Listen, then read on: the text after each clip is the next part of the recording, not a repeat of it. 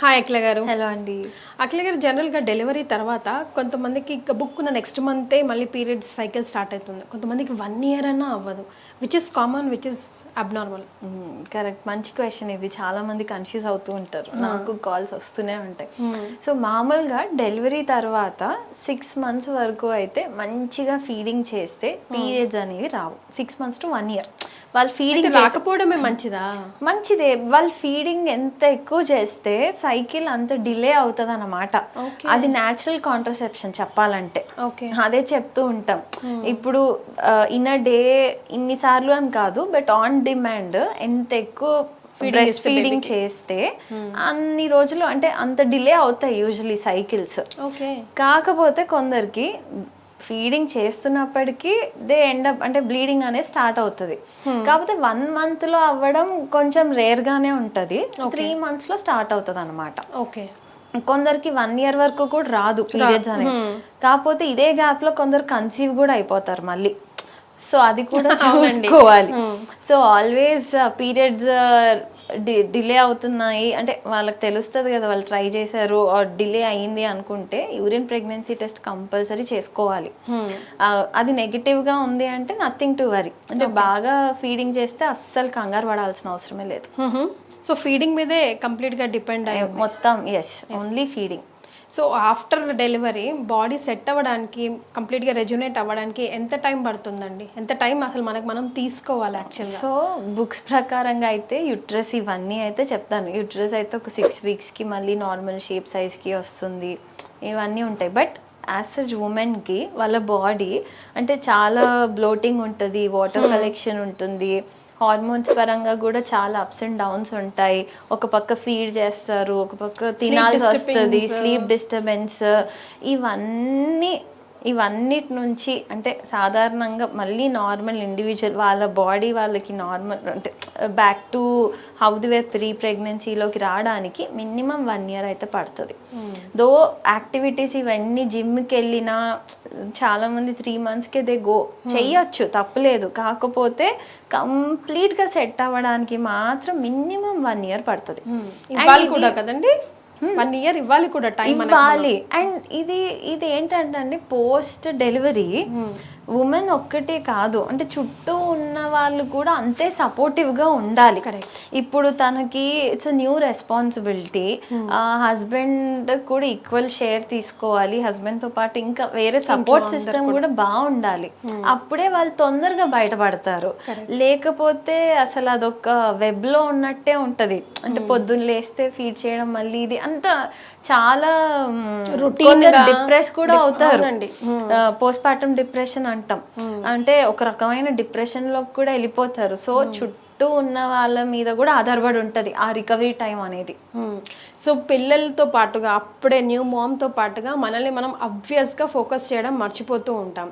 So ఎలాంటి care మన మీద మనం తీసుకోవాలి, తీసుకుంటే బాగుంటుంది, అటు పిల్లవాడికైనా మనకైనా తద్వారా ఫ్యామిలీకైనా? అవును. సో ఫస్ట్ ఇప్పుడు మామూలుగా ఏంటి, డెలివరీ అవ్వగానే కారం తినిపిస్తూ ఉంటారు, కారం ముద్దలు పెడతా ఉంటారు మదర్కి. అవును, వేరే తినకూడదు, ఎల్లిపాయ కారం అని, లేకపోతే అసలు ప్రాపర్ న్యూట్రిషనే ఇవ్వరు. ఎంత తిన్నా, వీళ్ళు తినాలని ఉన్నా అసలు చుట్టూ ఉన్న వాళ్ళు తిననివ్వరు. First nutrition very important. అంత కన్ఫ్యూజన్ ఉంటే ఇప్పుడు ఇంట్లో ఒక్కొక్కరు ఒక్కొక్కటి చెప్తారు. ఒకళ్ళు సొరకాయ తినమని, ఒకళ్ళు ఇది తినమని, ఒకళ్ళు ఏమో బెండకాయ తినద్దని. ఫోకస్ అంతా మంచి మిల్క్ ప్రొడక్షన్ ఉండాలనే. సో ఈ మిల్క్ ప్రొడక్షన్ ఏంటంటే అండి, అందరికి ఇదే తింటే రాదు. ఇప్పుడు కొందరికి క్యాప్సికమ్ తింటే బాగా మిల్క్ ప్రొడక్షన్ వస్తుంది, కొందరికి ప్రోటీన్ ఎక్కువ తీసుకుంటే వస్తుంది. సో అవి ఆ ఫుడ్స్ మదర్కే తెలుస్తాయి. అవి రోజు వాళ్ళ డైట్ లో ఇంక్లూడ్ చేయాలి, తప్పదు. దాంతో పాటు ఆ కన్ఫ్యూజనే లేకుండా ఒక న్యూట్రిషనిస్ట్ కన్సల్ట్ అయితే అసలు ఆ డౌట్స్ అన్ని క్లియర్ అయిపోతాయి. ఓకే, మేమైతే యాజ్ అ డాక్టర్ ఈ ఫుడ్ రిస్ట్రిక్ట్ చేయాలి, ఇది తినద్దు అని అయితే చెప్పం. హెల్దీ డైట్ తీసుకోమని చెప్తాం, ప్రోటీన్ రిచ్ డైట్ తీసుకోమని చెప్తాం. స్టిచెస్ వేసినా మానడానికి, ఆర్ వాళ్ళ మజిల్ స్ట్రెంగ్త్ గా ఉండడానికి, ఇవన్నిటికీ ప్రోటీన్ డైట్ ఎక్కువగా తీసుకోమని చెప్తాం. ప్రోటీన్ అంటే ఎగ్స్, ఈ సోయా లాంటివి, పన్నీర్, నాన్ వెజ్, ఇవన్నీ చెప్తూ ఉంటాం. బట్ డైట్ కన్ఫ్యూజన్ చాలా ఉంటుంది డెలివరీ అయిన తర్వాత. అంటే ప్రెగ్నెన్సీ నుంచే కంగారు పడుతూ ఉంటారు, డెలివరీ అయిన తర్వాత నేను లావ్ అవుతాను అంటే అసలు ఏం తినొచ్చు ఏం తినదు, క్రేవింగ్స్ అలాగుంటాయి, ఇంట్లో వాళ్ళు చెప్పేది అలాగుంటాయి. నేను ప్రతి మదర్కి ఇదే చెప్తా, మీ హెల్త్ని అంటే మీ వెయిట్ ఇష్యూస్ని పక్కన పెట్టండి, వెయిట్ తర్వాత అయినా తగ్గుతారు, బట్ బేబీకి అందాల్సిన న్యూట్రిషన్ తర్వాత ఇవ్వలేరు కదా. ఆ ఫస్ట్ ఇనీషియల్ ఇయర్స్ చాలా ఇంపార్టెంట్ ఎవరికైనా, అంటే అప్పుడు వాళ్ళు ఎంత హెల్దీగా ఉంటే తర్వాత that will build on further బాగుంటుంది. సో వెయిట్ అనేది తర్వాత తగ్గొచ్చు, అది మన చేతుల్లో పని. మనం ఎక్కువ జిమ్కి వెళ్ళిన బాగా గట్టిగా పని చేస్తే ఆబ్వియస్లీ తగ్గిపోతాం, బట్ ఆ టైంలో తినాల్సిన ఫుడ్ అండ్ క్యాలరీ ఇంటేక్ కూడా ఎక్కువగా ఉండాలి. బికాస్ మన పాలు ఇస్తారు కాబట్టి వాళ్ళు తీసుకుంటున్న ఇప్పుడు 3 పూటలు తింటే అప్పుడు 4 పూటలు తినడము, అంటే సాధారణంగా తినేదానికంటే కొంచెం ఎక్కువ మోతాదుల్లోనే తినాలి. అప్పుడే బేబీ కూడా హెల్దీగా ఉంటుంది, ఇన్ఫెక్షన్స్ రాకుండా ప్రాపర్ వెయిట్ గెయిన్ అయ్యి అందరూ బాగుంటారు. ఎస్, డెలివరీ అయిన తర్వాత ఫాలోఅప్స్కి కొంచెం ఇంట్లో వాళ్ళు కొంతమంది సహకరించకపోవచ్చు, అండ్ ఇండివిజువల్కి కూడా అంత అవగాహన ఉండకపోవచ్చు, కొంచెం అబ్నార్మల్గా చూస్తూ ఉంటారు. బట్ ఎంతవరకు ఎప్పటి వరకు ఆ టచ్ స్పేస్లో ఉండాలంటారు ఒక గైనిక్కి? సో ఇనీషియల్ డెలివరీ అయిన తర్వాత అండి, ఇప్పుడు స్టిచెస్ రిమూవల్ వాటర్ ఆ ఫాలోఅప్స్ అయిపోయిన తర్వాత 6 వీక్స్కి పిలుస్తాం, అంతా బాగుందా లేదా చూసుకొని. ఆ తర్వాత ఇప్పుడు వాళ్ళకి పీరియడ్ ఇర్రెగ్యులారిటీస్ అంటే బాగా ఒక స్పాటింగ్ వచ్చి ఆగిపోయో లేకపోతే వైట్ డిశ్చార్జ్ ఎక్కువ అవుతుండో ఇలాంటి ప్రాబ్లమ్స్కి అయితే they have to consult a doctor. అంతకు మించి స్పెసిఫిక్గా నెల వెళ్ళి చూపించుకోవాల్సిన అవసరం అయితే లేదు. Delivery after 6 months is the last visit. ఆ తర్వాత వాళ్ళకి ఏమన్నా ప్రాబ్లమ్స్ వస్తే మటుకు ఖచ్చితంగా చూపించుకోవాలి. అండ్ కామన్గా వచ్చే ప్రాబ్లమ్స్ ఫీడ్ చేస్తారు కదా, బ్రెస్ట్లో గడ్డలు రావడం ఇలాంటివి ఉంటాయి. అవి ఇనీషియల్ స్టేజెస్లో నెగ్లెక్ట్ చేస్తే తర్వాత పస్ ఫామ్ అయిపోయి జ్వరం వచ్చి అదొక యాబ్సెస్ ఫామ్ అవుతుంది. అప్పుడు మళ్ళీ సూది పెట్టి అది డ్రైన్ చేసి చాలా పెద్ద ప్రొసీజర్ చేయాలి. సో బ్రెస్ట్ గనక లమ్స్ ఉండి గట్టిగా అయ్యి అలా ఏమన్నా ఉంటే చెకప్ అయితే కంపల్సరీ. దో ఫోన్లో తెలిసిన డాక్టర్స్ ద్వారా వాళ్ళు ఎంత అడ్వైస్ తీసుకున్నా బేసిక్ చెకప్ అయితే కంపల్సరీ అనే చెప్తాను. బికాజ్ తర్వాత ఎందుకు అంటే తెలిసి ఒక కాంప్లికేషన్ అవాయిడ్ చేయొచ్చు కదా. సో అది నేను అందరికీ చెప్తాను. ఓకే, సో ఇప్పటి వరకు మనం పోస్ట్ డెలివరీ గురించి మాట్లాడుకున్నాం కదా, మెనోపాజ్ గురించి మాట్లాడుకోవాల్సి వస్తే కరెక్ట్ ఏజ్ ఏది, ఎప్పుడు అవగాహన మనకు ఉండాలి, ఎప్పటి నుంచి మనం చెక్ చేసుకుంటూ ఉండాలండి? సో మెనోపాజ్ అనేది ఏంటంటే దానికి చాలామంది అయ్యో నాకు ఇంకా అంటే మెనోపాజ్ వస్తుంది అని ఒక భయము ఉంటుంది, కొందరు హమ్మే అని అనుకునే వాళ్ళు కూడా ఉంటారు, ఇంకా అయిపోయింది అని. సో మెనోపాజ్ ఏజ్ అనేది ఒక్కొక్కళ్ళు ఒక్కొక్కలాగా ఉంటుందండి. అందరిలో 50 yearsకి మెనోపాజ్ రీచ్ అవ్వాలి అని అయితే ఉండదు. ఇప్పుడు నేను 30 years వాళ్ళని కూడా మెనోపాజ్ రీచ్ అయ్యే వాళ్ళని చూసాం. వాళ్ళని ప్రీమెచ్యూర్ ఓవేరియన్ ఇన్సఫిషియన్సీ అంటాం. అంటే 25 yearsకి కూడా వాళ్ళకి పీరియడ్స్ ఆగిపోయిన వాళ్ళని we've seen. So it's not same for everyone. Okay, కాకపోతే 6 months ఎట్ స్ట్రెచ్ బ్లీడింగ్ అవ్వట్లేదు ఒక ఏజ్ తర్వాత, లైక్ 45 years తర్వాత అట్లీస్ట్ 2 monthsకి ఒకసారి బ్లీడింగ్ అవుతుంది అంటే మటుకు ఒక బేసిక్ చెకప్ అయితే కావాలి. ఆర్ 6 monthsకి కూడా రావట్లేదు అంటే ఒక చెకప్ అయితే చేయించుకోవాలి. జస్ట్ నో మనం ఇంకా మెనోపాజ్ రీచ్ అయ్యామా లేకపోతే ఇంకేదన్నా కండిషన్ వల్ల రావట్లేదా తెలియదు కదా. సో ఒక చెకప్ అయితే మ్యాండేటరీ అంటాను.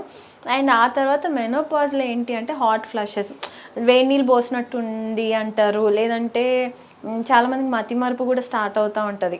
Okay, because these are all interlinked హార్మోన్స్తో. ఇప్పుడు ఉమెన్కి ఈస్ట్రోజన్ అనే ఒక హార్మోన్ ఎంత ఇంపార్టెంట్ అంటే అది తక్కువ అవుతున్న కొద్దీ జ్ఞాపక శక్తి కూడా తక్కువ అయిపోతూ ఉంటుంది అనమాట. సో మెనోపాజ్లో అందుకే ఈ ఇష్యూస్ కూడా వస్తూ ఉంటాయి. వీటన్నిటికీ వాళ్ళు ప్రిపేర్ అవ్వాలి మెనోపాజ్కి అంటే రైట్ ఫ్రమ్ దేర్ 30s. అంటే మనం 30sలో ఎంత హెల్దీగా ఉంటేనే మన 50s 60s అంత బాగుంటాయి. అప్పుడు మనము హడావిడి పడి వాకింగ్ చేసేస్తే వెంటనే ఫిట్ అయిపోం. The early you start for a better tomorrow. Okay, so 30s నుంచి లేదు అది అవ్వలేదు తెలియలేదు అనుకుంటే న్యూట్రిషన్లోనే ఉంటుంది, మనం తినే ఫుడ్లోనే ఉంటుంది అంతా. ఈ హార్మోన్స్ పైకి కిందికి అవ్వడం, వాట్ ఎవర్ మన మూడ్ ఇవన్నీ కంట్రోల్ చేసేది మన ఫుడ్డే.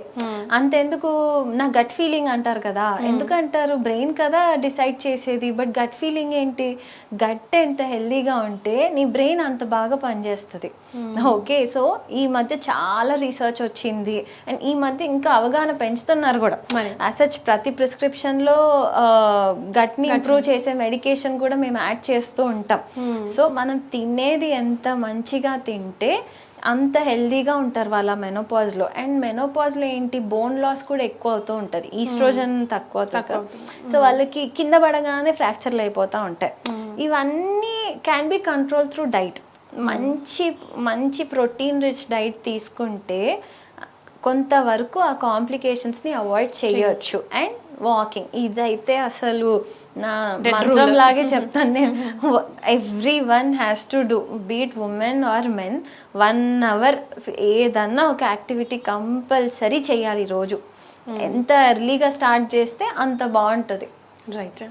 సో బీయింగ్ అ ఉమెన్ అండి, కొంతమంది మనం సెలబ్రేట్ చేసుకుంటాం. అసలు యాక్చువల్గా we all should be happy and celebrate what we are అన్నది. కానీ కేసెస్ చాలా డిఫరెంట్గా ఉంటాయి. మీరే డిఫరెంట్ కేసులు చూస్తుంటారు. అసలు ఎందుకు ఇది నాకు ఆపేసేయండి, శాశ్వతంగా నాకు పీరియడ్స్ రావద్దని కొందరు అట్లా డిఫరెంట్గా ఉంటూ ఉంటారు కదా. సో వాళ్ళ కోసం ఒక ఫైనల్గా ఒక ఎంకరేజింగ్ వర్డ్ చెప్పాలంటే? సో బేసిక్లీ పీరియడ్స్ అప్పుడు ఇబ్బంది పడుతూ ఉంటారు కదా, ప్రతి దానికి దెర్ ఈజ్ అ మెడికేషన్ అండి. ఇప్పుడు పేషెంట్ సఫరింగ్ తగ్గించడానికి there are multiple ways. First help seek చేయమని చెప్తాను. వాళ్ళు నాకు ప్రతి నెల ఉండేదేలే భరిస్తాలే అనుకుంటారు. ఎందుకు భరించడం అంటే ఆ టాబ్లెట్ వల్ల రిస్క్ ఏమి ఉండదు, అది కూడా డాక్టర్ చెప్తారు కదా. రిస్క్ లేనివే వాళ్ళకి పెడతారు. సో రిస్క్ ఉండదు మ్యాక్సిమం. ఓకే, మ్యాక్సిమం కాదు, అసలు రిస్క్ ఉండదు మెడికేషన్లో, బికాజ్ హార్మోనలే కదా. ఫస్ట్ మెడికల్ హెల్ప్ సీక్ చేయమని చెప్తాను నేను. ఎందుకు అంత సఫర్ అవ్వాలి? నా దగ్గరికి ఒక ఆవిడ వచ్చేసి అంటే చాలా క్రాంపింగ్, ఎంత అంటే ప్రతి నెల హాస్పిటల్లో వెళ్ళి అడ్మిట్ అవ్వాల్సిందే. ఆ ఇంజెక్షన్ తీసుకోకుండా అసలు నొప్పి తగ్గదు, ఏం అవ్వదు, అంటే అడ్మిట్ అవ్వాల్సిందే తను. అలాంటిది నేను కొన్ని మెడికేషన్స్ పెట్టిన తర్వాత షీఈస్ అబ్సల్యూట్లీ ఫైన్. అంటే at the same time weight కూడా తగ్గారు ఆవిడ, వెయిట్ తగ్గారు, తన హెల్త్ మీద కొంచెం ఎక్కువ కాన్సన్ట్రేట్ చేశారు. She was very comfortable. అంటే ఫస్ట్ తెలియక అది అలవాటు చేసేసుకుంటారు ఆ లైఫ్ స్టైల్ని, చాలా మంది అలవాటు పడిపోతారు ఆ ఎక్కువ బ్లీడింగ్కి, ఆ పెయిన్కి. దాని బదులు ఒక బేసిక్ కన్సల్టేషన్ డాక్టర్ని కలిసి అసలు ఏంటి ప్రాబ్లం, ఏమన్నా ఉందా, లేకపోతే దీన్ని ఇలా అవ్వకుండా ఏమైనా చెయ్యొచ్చా కనుక్కుంటే they will be happy throughout కదా. Oh yeah, so yes, ups and downs అందరికీ ఉంటాయి. అది హార్మోన్స్ అయినా ఇంకేమైనా we have to deal with it. But అంత కష్టం పడకుండా కొంచెం డాక్టర్ హ్యాండ్స్లో ఉంటే ప్యాంపరింగ్ హ్యాండ్స్లో ఉన్నట్టే, అంతే కదా? Correct. Right. Thank you so much for joining. Thank you.